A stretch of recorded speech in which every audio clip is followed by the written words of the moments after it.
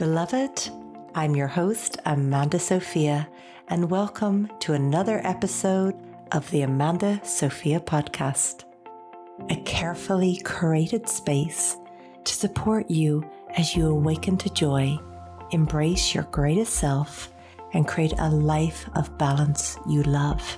Grab a cuppa and join me as I interview fellow spiritual thought leaders, learn how to implement Feng Shui practices and ancient spiritual teachings. Each episode offers tangible tips you can implement in your everyday life to honor your highest self, be of service to others, grow your business as a light worker, and embrace the present moment. Tune in, beloveds. You are welcome here.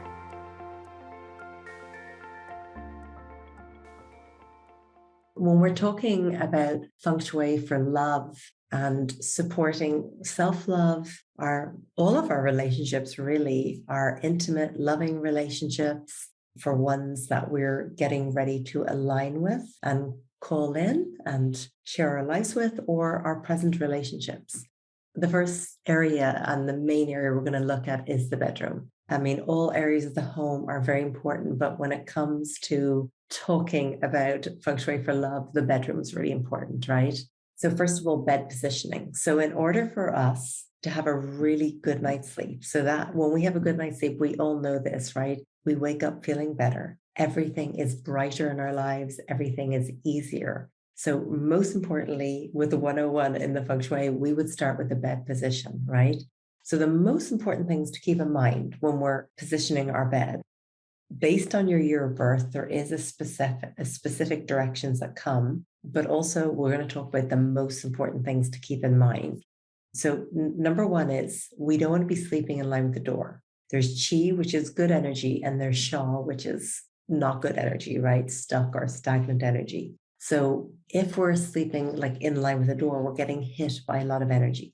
So when the energy enters, it's much better that the headboard is right up against a solid wall, right? So the energy isn't hitting it. And we really love to sleep with a solid wall, to sleep up against a solid wall. In Feng Shui, we would call this like the mountain support. And having that solid wall behind us when we sleep at night gives us that support to sleep really well. Now, one at an angle, for example, is not recommended. And the reason for that is there's a lot of energy moving above the headboard. We want it really up against a solid wall. Again, you're not directly in line with the door, the bed's moved over. But again, we'd rather the bed positioned, if possible, depending on the room. All rooms are different. If we can center it in the wall, if that's possible. Okay, so we don't recommend beds under windows, right? Because we want to have that solid support. We really want to make sure. We'd rather sit up and look out the window, and then having just glass above your head is not ideal. We want to have a solid wall, and we'd rather be across from the window if possible. Now, sometimes I've, been in and out of spaces where people don't even actually have an option and they have to go up against a window. So what I would suggest is that and I always suggest this anyway, but we've got a solid wooden headboard. The wood is the tree with the roots going deep into the earth. So the reason why we'd ideally love to have a wooden headboard is it's very calming when we sleep at night because, for example, metal is a very high energy element. It makes it hard to sleep at night, whereas a solid wooden headboard is very grounding, right? It had its roots going deep into the earth. It's a very soft and gentle element to have. So a solid wooden headboard. And if you had to be under a window, then I would suggest like really heavy, thick curtains, like velvet curtains and a big, strong wooden headboard. And that would help a lot. So if that's the only option you have, which is the case, sometimes all three walls have windows. And then it's also really important that we don't sleep near electrical boxes, the EMF. A lot of the time they aren't positioned in the bedroom, but if there is, where the electricity gets, trip switch and all that is on the box, we want to make sure that if that is in the only available room that we have to sleep in, that our headboard is as far away from that as possible. It can lead to headaches and even more intense things if, we're sleeping too close to it. So as I was saying, a bed at an angle makes it less comfortable and encourages movement and change. And then it's really important when we're laying down that we can see our own reflection. if you think about a gym or something, right, there's walls of mirrors, which makes it really yang and really active. The yang, we got yin and yang. Yin is the night, the peaceful, the soft, the more feminine. And the yang is the daytime. It's the sun. It's the more masculine energy. So in bedrooms, we look at the mirror as being a very yang element. Now, you can have a mirror in your bedroom. The main thing is you just don't want to be able to see your reflection when you're laying down, right? In Feng Shui, it makes it harder to sleep at night, but also whatever the mirror sees, it kind of energizes it. And so the more, I'd say, superstitious side of Feng Shui says that it can invite another partner into a relationship, as in like a third partner into a relationship. Mirrors are fine as long as you can't see your own reflection when laying down. And then a lot of the time you see these like completely mirrored closet doors. And for me personally, that would be really hard to sleep at night, that amount of yang energy. So simple things that you can do is sometimes the closet doors can be turned around and it's wood on the back. You can get these strips of frosting that will soften the mirrors. You can hang linen, you can remove them. And it just depends if somebody owns a home or rents a home, because it's going to, make a big difference about what you implement and how you do. I love the strips that I was telling you about. They're fantastic because they're really inexpensive. And if you're renting, you can just peel them off if that's what they want afterwards. And then next of all, ideally, we don't want to be storing things under the bed, right? The beds that come with drawers and everything, because what happens is we tend to just pile a load of clutter down there because they tend to be deeper drawers, bigger doors, and we just stuff stuff down there. And the thing is the bedroom, the things with the bedroom is only really for rest and romance, right? That's the most important thing the bedroom is for. So having loads of clutter and stuff under the bed, it makes it really hard to sleep at night. And depending what's under there, it can cause lack of sleep, but also uncomfortable sleep or a lot of dreaming, depending what's down there. So for a good night's sleep and allowing good energy flow, which is really important for health, we want to make sure there's nothing underneath the bed. And in Feng Shui, metal is a very high energy element. So if we have that running through our beds, at our headboard and everything, it makes it really hard for us to sleep at night. So the next thing is, that I'll always talk about in Feng Shui, and I think most of us know the importance of clutter, and we'll talk more about that. But for right now, for those beloveds that are single and would like to come into a relationship, or for somebody who would like to deepen their present relationship, it's really important that we let go of things from past relationships. Now, this doesn't mean completely letting go of your past. Definitely not saying that. But for example, if you've got lots of love letters, right, from the past or from past relationships, it's like in some way that you're still holding on, right? And so it's not really giving space for your present relationship or for you to align and bring somebody in to share your life with. And it's a really amazing process, because what a lot of people share is they start clearing the stuff out and they cannot believe how much they've got. Or if somebody was previously married, how they might even still have their wedding ring or a wedding tux or dress or something still in their closet, So again, it's not like you have to completely erase everything from the past, but there is definitely an importance of not keeping everything that will kind of energetically keep you stuck in that relationship and won't let you move forward. So if it is anything that is not serving, and especially something that was from a relationship that maybe wasn't very good, it's bringing an energy into the space. So that's a really important place to start. It doesn't cost anything, but to just start going through things. And if you're having a hard time releasing things, you have to ask yourself why. Like, okay, this relationship is done. It's been done for how long. Why am I having a hard time releasing this? And this is a really good self-reflection, soul question to ask yourself. Like, what is it about this? Or what is it that I'm wanting to hold on to this? So it's really powerful. Same thing with photos. And I think that that's really hard, because we're in all the photos, a lot of the photos. So I know if we've traveled, we've gone to places with people from these past relationships. So what I would say is, if you've got a whole load of very similar pictures from that same trip, maybe you can minimize it down, right? Because we want to free up the energy. We want to make space and make space for the new. Okay.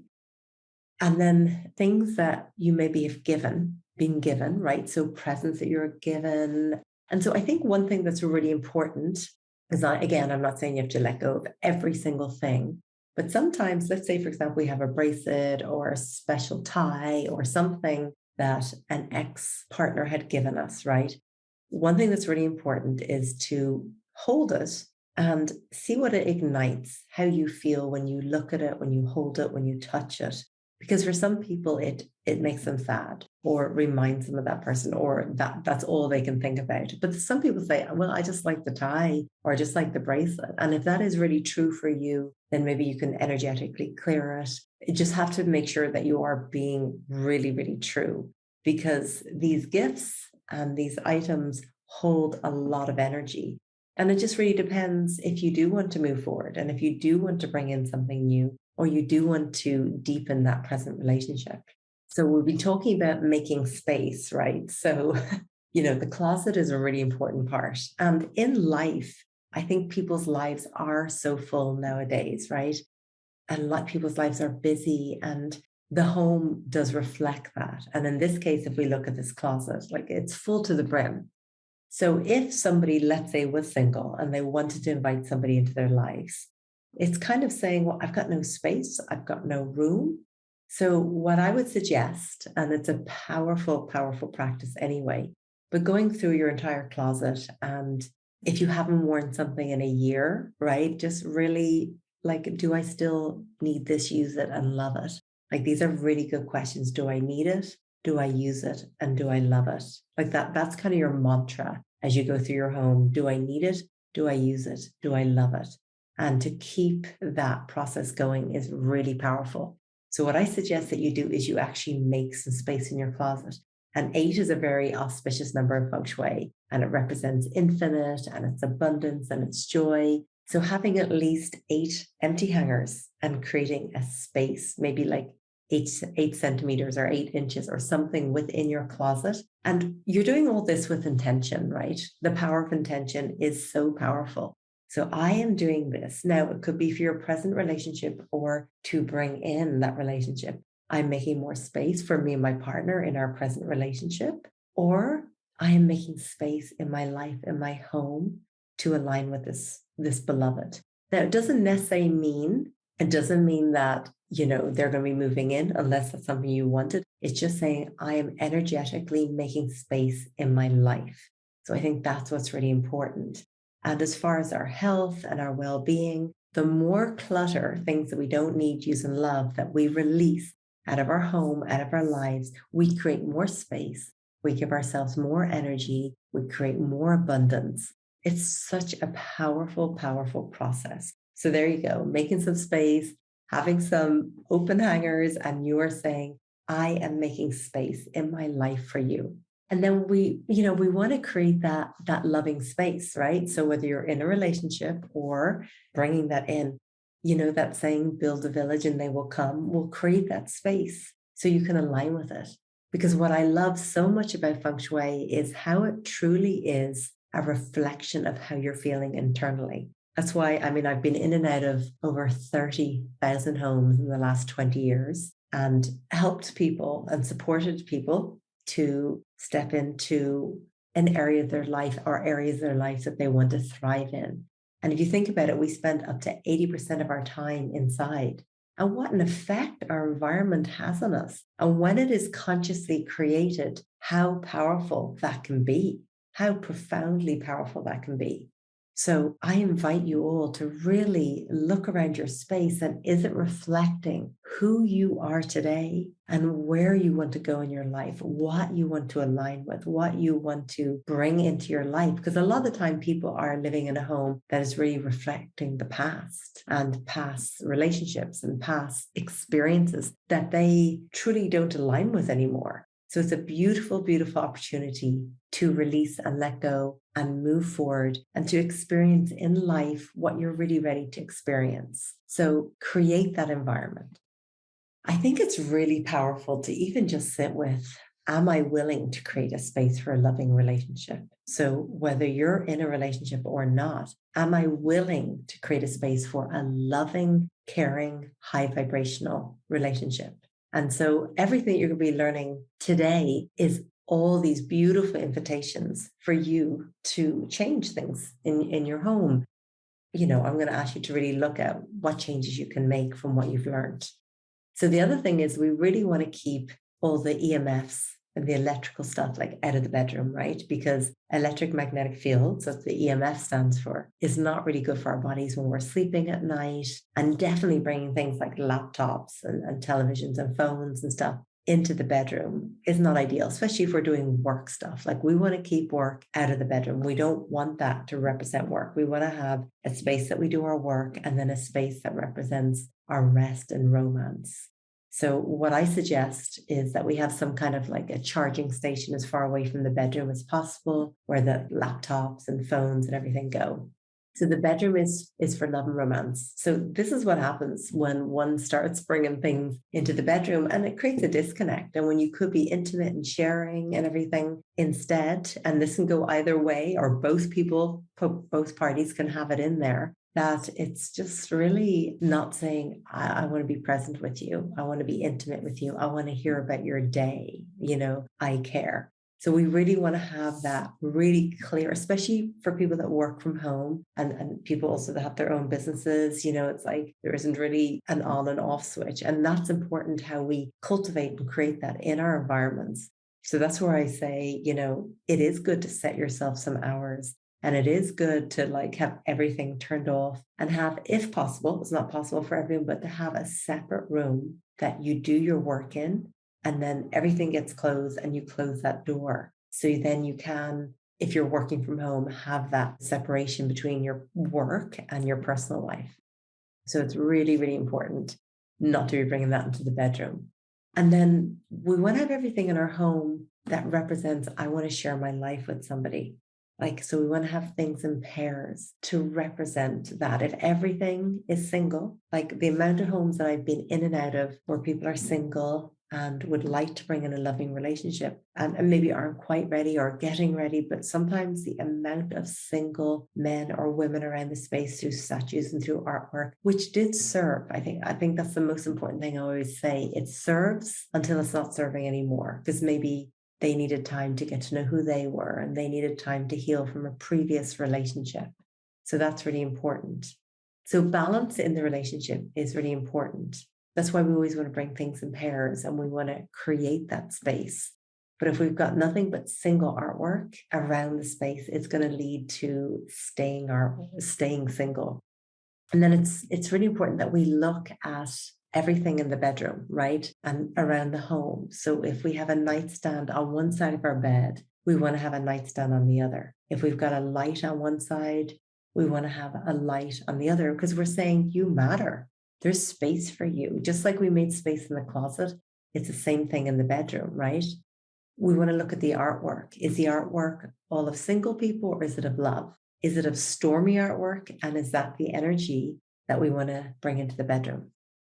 Supportive artwork for love is really, really important in the bedroom, right? We want to step into the bedroom and we want it to exude love, right? We want the artwork, everything in pairs. We want it to feel romantic, because by creating that space, we're creating that energy in there. And what is that saying, right? Where attention goes is where the energy flows. So we want it to flow in that direction. Now we want to add artwork in the bedroom that represents love. But it's got to be artwork that you love. And it could even just be a beautiful photo that you took of two flowers, something that represents love to you. But artwork is profoundly powerful when it comes to Feng Shui. If you think about it, it's going into your unconscious, subconscious mind all the time. And especially that piece of artwork that is at the foot of your bed, right, on that wall, because it's the first thing you see when you wake up in the morning. And it's the last thing you see before you go to sleep at night. And what a powerful, profound effect that artwork has on you. So be really mindful about what that piece of art that you have when you wake up. We don't want to have a family wall pictures in the bedroom, right? For the simple fact that when we are being intimate, like we don't need every single family member staring at the wall, in-laws, kids, whatever it is. So to really enhance intimacy in relationships, we want to have all those family pictures out. And so if you are single and you're ready to bring in love, we want to bring the artwork of love in. If you're in a relationship and you just want to enhance it and support it, bring in just photos of you and your partner, loving ones, joyful ones, intimate ones. You may have ones when you first met, but we want recent ones in there. Because again, it's all about setting the intention in the room. And then things just create from there. And then we want to think about what the theme of the room is. I wouldn't suggest too much red in the bedroom because it can make it hard to sleep at night. A lot of that, it's a very yang color. Good colors for the bedroom are like really soft greens, which is very grounding, or earth colors, and just a little bit of like the reds, because it is the color for passion and romance. So we want to have statues that represent love and romance as well. So we want to look at everything in our space and make sure we've got things that represent a loving relationship that's really are going to support that. So we were saying we want to keep the family pictures out of the room, and like a really grounding, centering color will help us sleep better at night, will be very calming for us, or anything in the real soft pastel color can work really well. And so we want to make sure that the bedroom is not way too feminine or way too masculine, or should I say way too yin or way too yang, right? Because if you are single and it's very, very yang, it's not going to be as comfortable for the feminine energy to come in. We want to create an environment that has a nice balance between the two. Just like we don't want it too feminine, too pink, too flowery, too many hearts. Like we want to create that beautiful balance of energy. And then I think something that is so important, wherever you're at in your relationships, in your life, but even within our relationships with ourselves, a lot of the time I see this with clients, that they keep the beautiful bedding and the beautiful like nightwear, pajamas, lingerie, or any of it. They keep it all for when I'm in the relationship, but that's not the way it's done. It's about coming into this place of self-love now and bringing that into your own life for yourself, or bringing that in presently now to the couple, not like, oh, we'll keep all that in the drawer with the tag on it. Like, so we want to be self-loving. We want to create that beautiful romance. We want to date ourselves. We want to be loving with ourselves as well.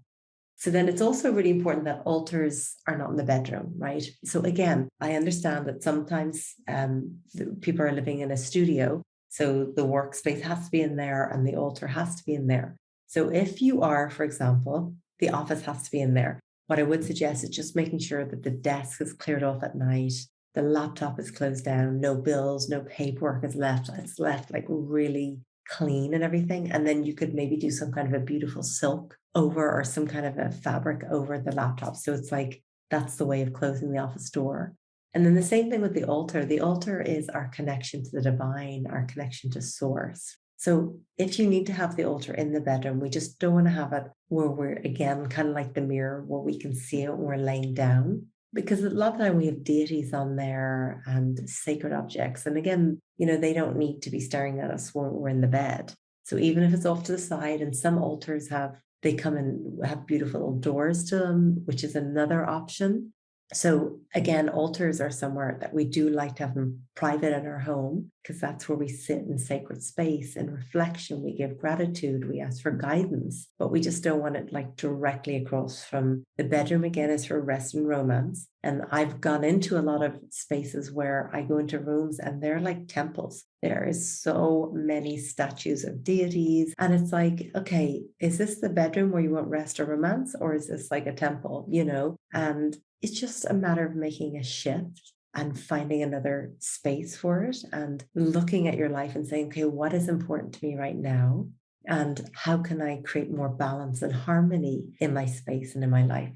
And it's all about setting the mood, right? So light those beautiful candles. And again, don't wait to light the candles till you're in the relationship, or just light them now and start creating that energy for yourself in your home, in your life. And then you're vibrating at that, and then you align with that, and then you attract that.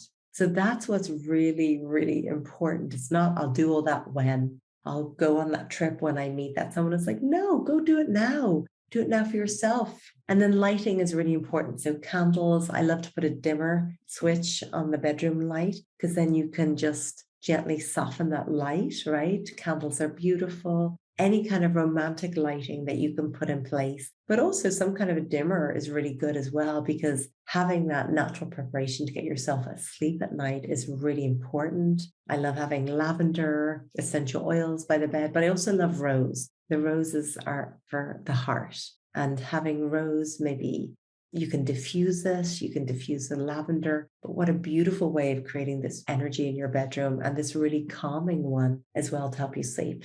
Rose quartz is really beautiful to bring into the bedroom, in hearts especially. It's for healing the heart, for welcoming and love. You can do green malachite, green quartz is really good. But all these beautiful crystals, you can work with them and bring them into your space. And the southwest area of our home is related with love and relationship as well. So you could add some rose quartz there in the southwest area of your home. You can add art of love in the southwest, and also just in that area, especially make sure that there's nothing like a single chair that's alone. You'd be better off having a love seat or something. So the southwest location of your home is the area of love. The other thing that's really important when you're sleeping at night is you want to be able to see the door when you sleep. If the only position is right behind the door, basically you can place some kind of, and this could be a very small, tiny little mirror. You can't see your reflection in it, but it does allow you to see the door. And the reason for this is it allows your nervous system to relax. It allows you to really let go so you can have a really good night's sleep. So we talked about beautiful bedding, new sheets. And I would say that if you are sleeping in a bed from a past relationship, that is a lot of energy. It's better to have a fresh bed. It's better to have a fresh mattress. And I know that's not always possible.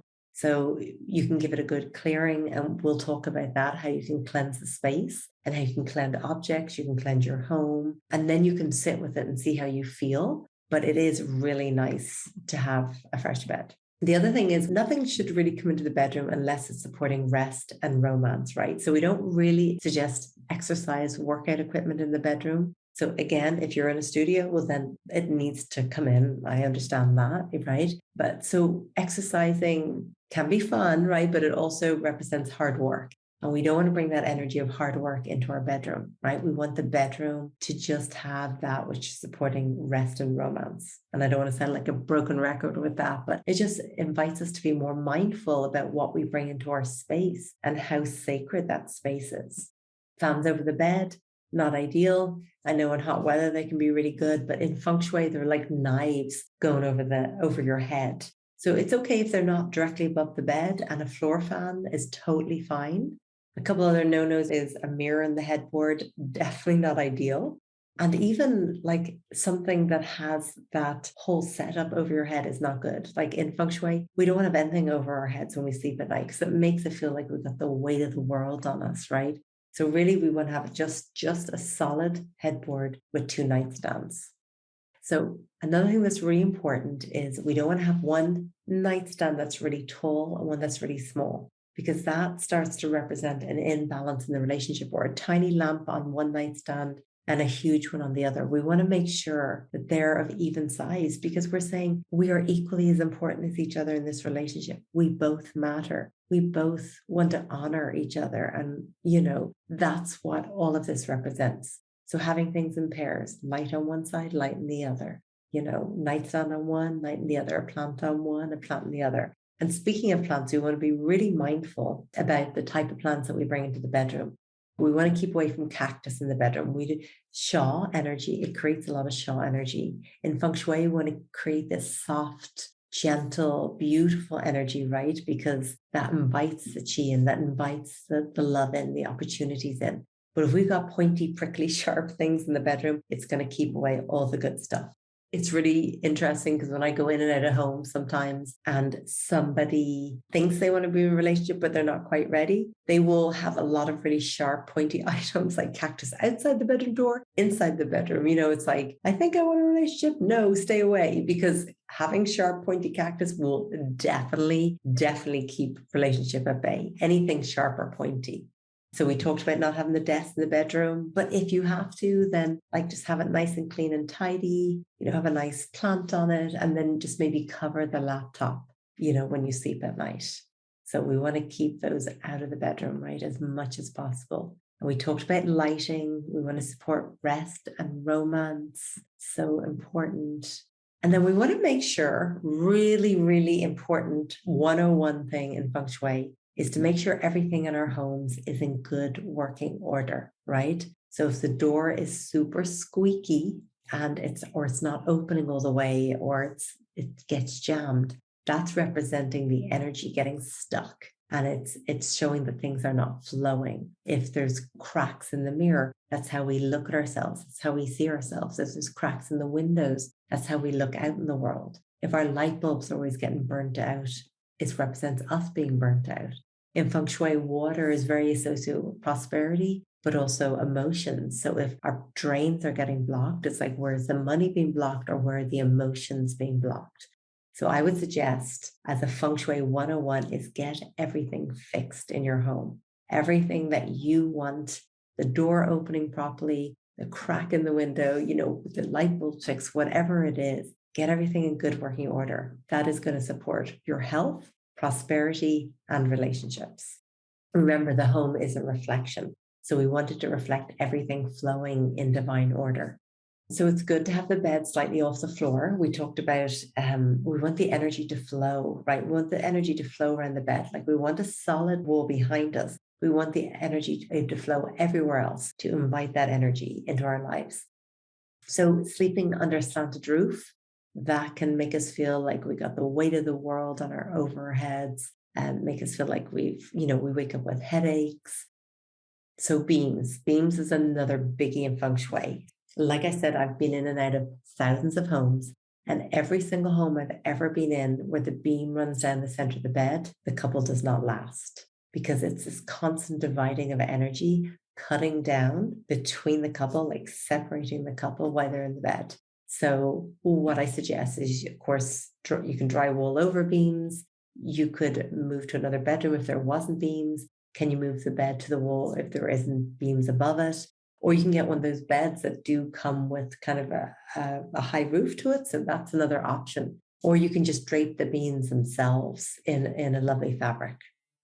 Beloved goddess Kuan Yin, she's like the Bodhisattva, the goddess of love and compassion. And she's got powerful energy to bring in when you would like to bring in more love and loving relationships in your life. You could work with her, you could call her in your meditations, and you can actually bring a statue of her and maybe place her in the southwest area of your home that represents love. And every single thing that you're doing, place it and put it in or remove it with the power of intention, because that makes it so much more powerful. So essential oils for love, we talked about the rose, the lavender, ylang-ylang is another beautiful one for the heart. Jasmine oil stimulates sexual appetite. Sandalwood relaxes the nervous system while awakening desire. And of course, we talked about rose opening the heart, and it is of unconditional love. And then I would also suggest what I call writing a letter. We can say soulmate, we can say life partner, whatever it is that you're comfortable, like whatever is the right word for you. And this is also an exercise that can be written for somebody who's in a relationship and just wanting the relationship really to, improve and to be more in alignment. So if you're single and you're ready to bring in a loving relationship, what I suggest that you do is you meditate on love. You come fully into your heart, and then you have pen and paper next to you. And when you come out of that meditation, you then write your letter to your love, to your life partner. And you write this letter in present tense, like it's already happening, and like you know them, and you're just writing to them. And they will energetically connect with you. Your souls will hear each other. So this letter also helps you get really clear on what's important to you in a relationship, right? So what are the things that are really important? So it could be dear life partner. You might know the name yet.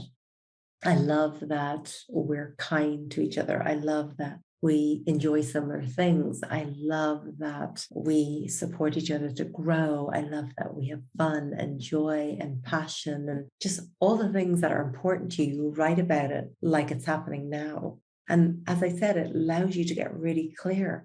This is what I want to feel in that relationship. And it's all about getting into the feeling of it and really knowing that you deserve that loving relationship. And of course, what if I'm in a relationship and I'm not sure? Well, then you write that letter. You don't necessarily write it to your partner, but you write that letter about that relationship that you are ready to experience. So it gives an opportunity for that relationship that you're presently in to step into that. And of course, by making all of these beautiful changes in your home and in your life, you're saying, I would love that. I would love to raise the vibration of this relationship. I would love to invite my soul partner into my life. But it's really asking yourself the question, like, what are the things that are important to you in your relationship? Even more importantly, how do you feel? Do you feel inspired, energized? Do you feel safe? Do you feel supported? Do you feel heard? Do you feel seen? What does the relationship specifically include? Like what you do together? Do you like to work out together? Do you like to cook together? What are those things that are important? And how do you share similar goals and interests, right? So just allow yourself to go really deep in that process. And, you can keep one of those copies under your pillow. You could put one in, wherever you want. Just remember it because it's really private where you place it. So you really want to meditate on that, what that feels like in that relationship and how you want to step into it.